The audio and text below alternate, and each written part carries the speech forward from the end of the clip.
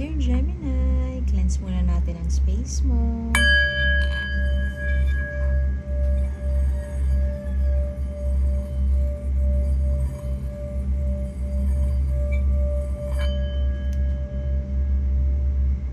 Sarap. Sana naramdaman niyo yun. At salamat sa pagbabalik. At kung bago po sila dito, salamat sa pagbisita. This is Gemini reading, Sun, Moon, Rising Sign, and Venus general reading for the sign of Gemini. This is for April 2024. Kung hindi tayo nakarelate sa sasabihin ng cards ngayon, okay lang yun. Maaaring next month pa or sa susunod na reading. So, subscribe lang tayo para masubaybayan natin yung mga pag-upload. Maaaring doon natin makukuha ang mensahe na nararapat or nababagay para sa ating sitwasyon. Pero naniniwala ako na nandito ka dahil may dahilan. Naririto ka para sa isang bagay na dapat mong marinig. Lalo na siguro dun sa oracle reading sa dulong part kung saan magbibigay tayo ng isang advice kay universe, from the universe. Speaking of universe, meron ka isang bagay na hindi mo maiwan-iwan. Kailangan mo nang isarado. Siguro pwedeng kailangan mo nang umalis sa sitwasyon na hindi na nag-work para sa'yo. Pero ayaw mo pa rin umalis. Bakit, Gemini? Maaaring sa career ito. Ayaw mo mag-take ng risk. Siguro ripe ka na para magtayo ng business or freelancing business ng agency, ganyan. Pero ayaw mong gawin or parang may takot siguro na gawin or ewan ko sa'yo kung anong pumipigil sa'yo. Pero ito ay enerhiya na ayaw mag-take ng risk. Feeling niya siguro hindi pa siya ripe. Ayaw gumastos. Siguro may gastos na involved doon. So, ayaw mo pang gumastos. Pero definitely, merong isang bagay na kailangan mo ng parang tigil mo na. Pero ayaw mo pa rin. Ano tong maaaring yung iba sa inyo, maaaring kailangan nang umalis sa isang relasyon. Relasyon hindi lang sa pag-ibig, pero relasyon sa trabaho, sa mga katrabaho, kailangan na mag-resign. Kailangan ng umalis. Kailangan ng, pwede ding, kung hindi ka pa graduate, kailangan mo nang gumaduate. Halimbawa, MRR ka na, maximum residency na, kailangan mo na siyang tapusin. Kailangan mo nang gumaduate sa kung anumang sitwasyon ang kinakaharap mo ngayon. Kailangan mo nang gumaduate sa pagiging breadwinner, pwede ganun. Kailangan mo nang gumaduate sa MA mo, ganun. Or plainly, kailangan mo nang gumaduate sa bachelor's degree mo. Siguro iniisip mo pa ano yung tamang way to move forward. Kasi pinag-iisipan mo pa yung tamang diskarte, parang gano'n. Pero sa ngayon,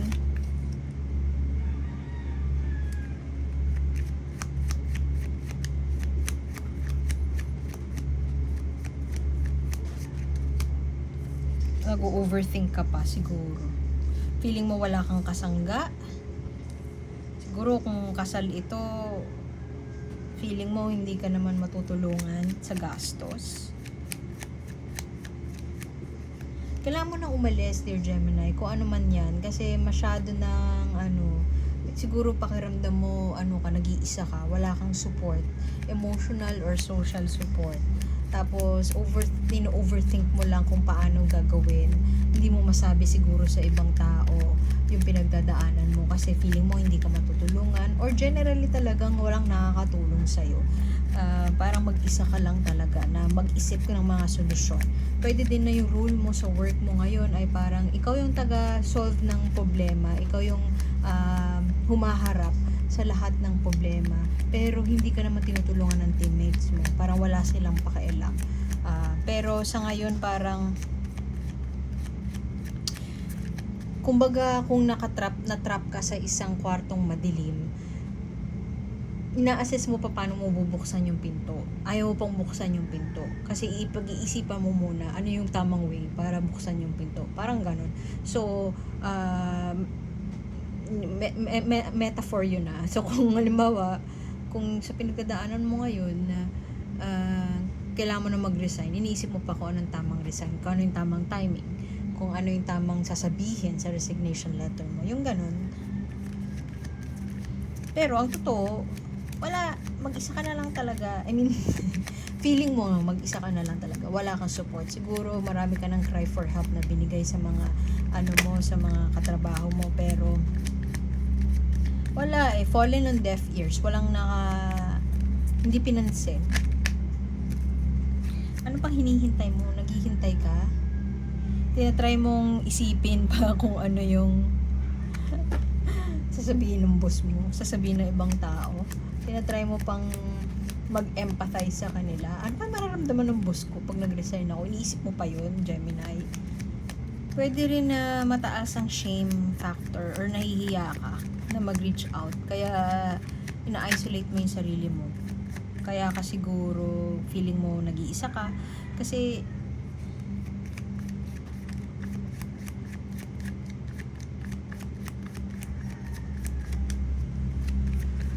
alam mo yung may plano pero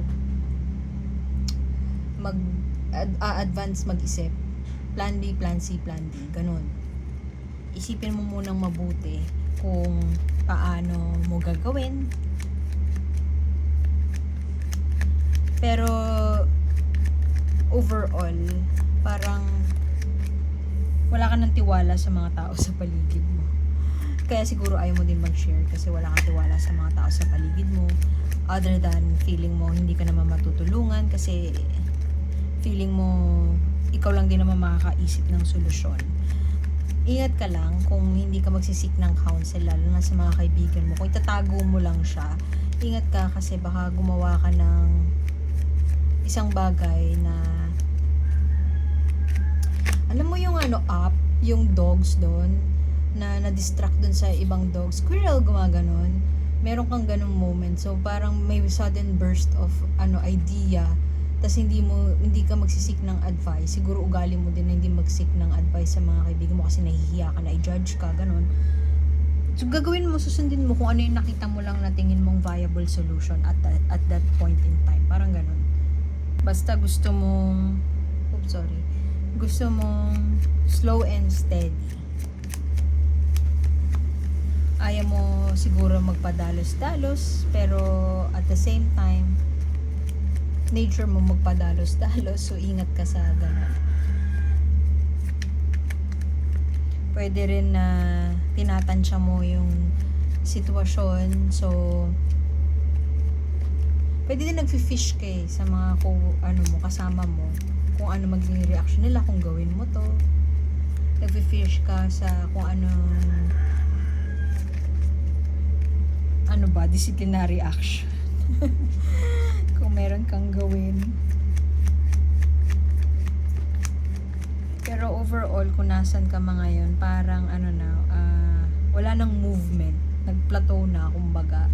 Siguro kung may issue ka ngayon sa career,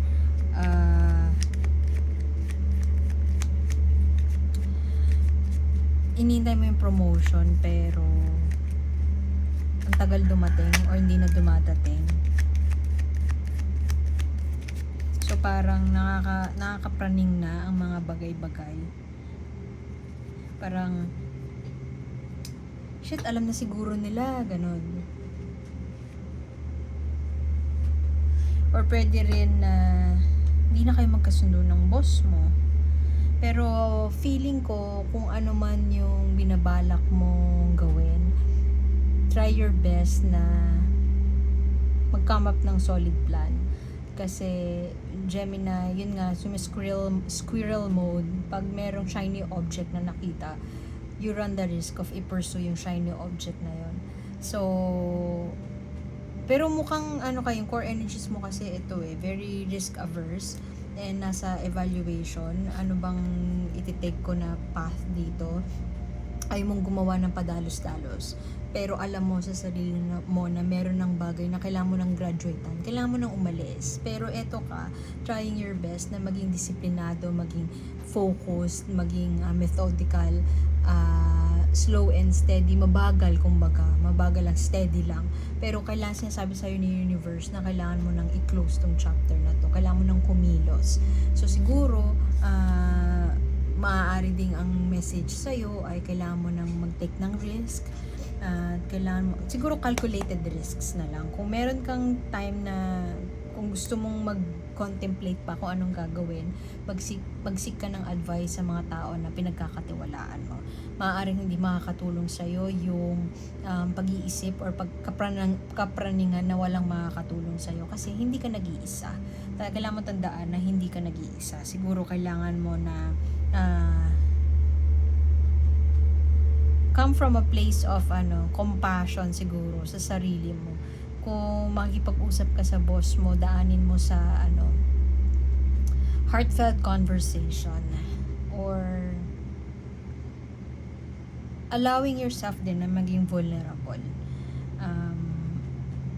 Once na makapag-come up ka dun sa plano, solid plan, at ready ka na to take action, tingin ko nandun yung kaligayahan, if I may put it that way. Kasi sa ngayon, parang lahat wala, nag-plateau. Kung love situation to, I don't see na love situation siya eh. Pero pwedeng yung iba sa inyo tungkol to sa love. Kasi mukhang life decision siya na kausap mo lang yung sarili mo. Hindi ka sure kasi kung anong gagawin mo. And siguro may takot nga kung ano yung i-react, yung reaction ng ibang tao. Kaya parang fishing ka lang. Hindi ka gumagawa ng action.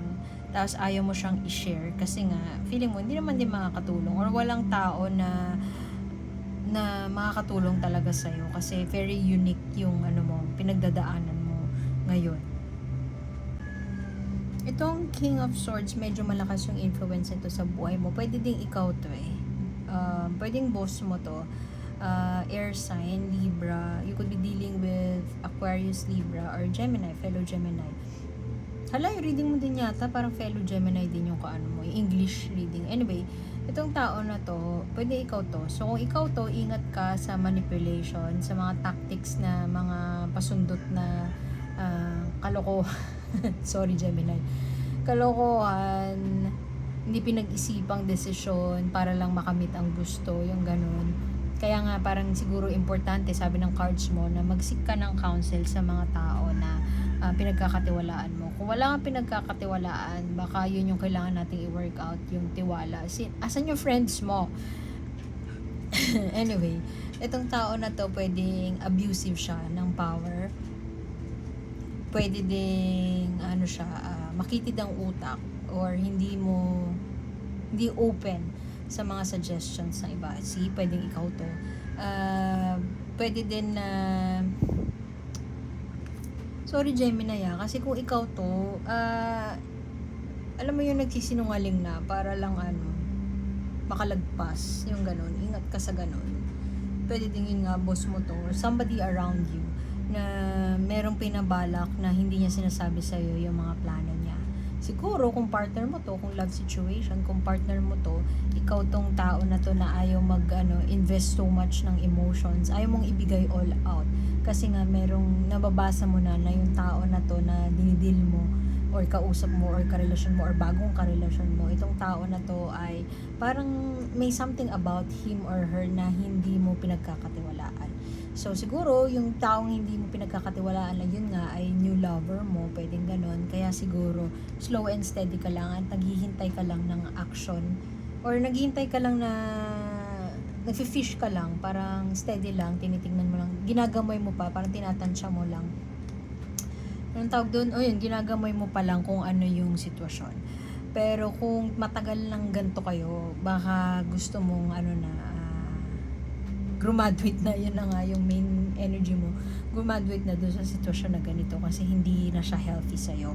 Hindi na siya healthy in a sense na yun na nga may kapraningan na or may pag-iisip na parang walking on eggshells ka na, alam mo yun, yung parang pag gumawa ako ng gantong move, baka magalit siya or kung gawin ko to, ano kayang mararamdaman niya, yung ganun, hindi mo na siya mabasa to a point na naapektuhan na kung ano yung dapat mong ikilos, yung tingin mong tama mong gawin ay nagiging mali kasi itong tao na to is masyado niyang nakondisyon yung utak mo na dapat ganito lang yung path na tahakin mo. Pwede din na mo yan na yun nga, lover. Parang lover eh. Kasi ito ka King of Pentacles, King of Swords. Parehas kayong reverse, so merong matalino tong tao na to. Meron kang dinideal with na tao na sobrang talino. Alam mo, mas matalino siya sa'yo. So, parang nag-iingat ka sa ano ikikilos mo moving forward. So, pero tingin ko, masyado ng ganyan for the longest time. Kailangan mo nang palayain yung sarili mo sa sitwasyon na yan. At maaaring kailangan mo pag-isipan yung plano with the help of your friends kung paano makakaalis dyan. Kasi Queen Bee, see? Who is this person na refuge mo? Find that person. Pwedeng ikaw din to. Ikaw yung stable force ng tao sa paligid mo. So, in what ways can you help yung pwedeng yung tao na to paano mo siya matutulungan para hindi na siya gumawa ng kalokohan? How can you mother yourself? Pwede mother weak weak individuals around you. Sorry sa word. Yung positive energy ni Gemini, paano mo ma-share yun sa paligid mo? Paano ka makakapagpatuloy na mag-send ng positive energy sa people around you? Magiging source of strength ng mga tao sa paligid mo. Motherhood din kasi tong card na to So, kung gusto mo magkaanak, pwede din ganun quite literal. Kung gusto mo magkaanak, matagal ka ng kasal, tapos gusto mong magkaanak, ano yung mga action steps na kailangan mong gawin para ma-manifest yun? Pwedeng ganun. So, pwedeng avoidant ka masyado, Gemini. Yung message nito is, in what ways can you avoid being avoidant? Kasi, maaaring kapag meron kang issue na kinakaharap sa relationships mo or sa work mo, maaaring may ugali ka na takasan yon. So, sa papaanong paraan mo maaari or pwedeng harapin yon in a way na masosolve siya. Kasi maaaring nagiging paulit-ulit ang isang bagay kasi ayaw mong harapin. So,